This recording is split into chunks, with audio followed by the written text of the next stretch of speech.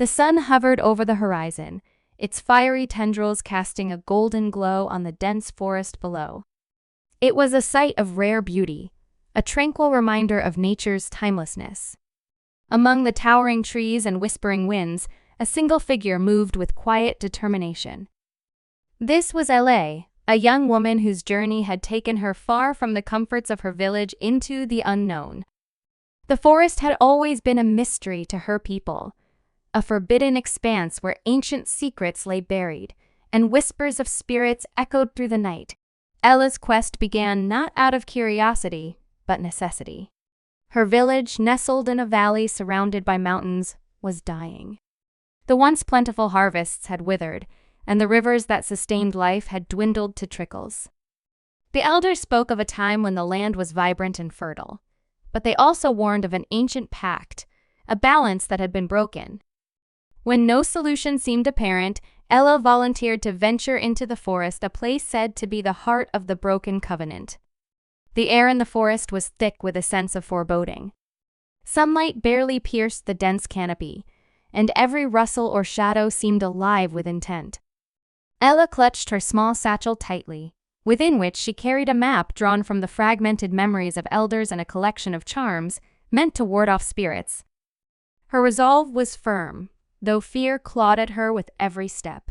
As days turned to nights and back into days, Ella's determination was tested. The forest was alive, not just with animals but with a deeper, more ancient presence. On her third night, as she rested near the roots of an ancient tree, she heard it for the first time, a low hum, like a distant melody carried on the wind. It was neither welcoming nor threatening, but resonated with an inexplicable familiarity. She rose cautiously, following the sound deeper into the woods. The melody led her to a clearing bathed in moonlight, where an ancient stone altar stood. The air was different here, charged with an energy that made her skin tingle. As she approached the altar, she noticed carvings on its surface, depicting humans and spirits entwined in harmonious dance. At the center of the altar lay a shard of crystal, glowing faintly with an inner light. Ella hesitated. The crystal seemed to call to her, its glow pulsating in rhythm with the melody that had guided her. She reached out tentatively, her fingers brushing its surface. The moment she touched it, a surge of images flooded her mind. She saw the land as it once was, vibrant and alive, the spirits and humans coexisting in mutual respect. Then came the rupture, a betrayal born of greed, where the balance was shattered and the spirits retreated, leaving the land to wither. When she opened her eyes, the clearing was no longer empty. Figures materialized around her, translucent and glowing with an ethereal light. They were the spirits of the forest, their forms shifting between human and otherworldly. One stepped forward, its eyes, if they could be called that, piercing into Ella's very soul. "Why have you come?" it asked, its voice resonating like 1,000 whispers. Ella steadied herself. "My village is dying. The land no longer provides, and the rivers have run dry. I seek to restore the balance." The spirit regarded her silently before gesturing to the altar. "The crystal you touched holds the essence of our bond. It was broken by those who came before you. To mend it, a sacrifice must be made." Ella's heart sank. "What kind of sacrifice?" "A part of yourself," the spirit replied. "Your essence, your spirit. It will bind with ours to renew the pact, but you will never be the same." The weight of the choice bore down on her. She thought of her family, her friends, and the countless lives depending on her. Slowly, she nodded. "I will do it."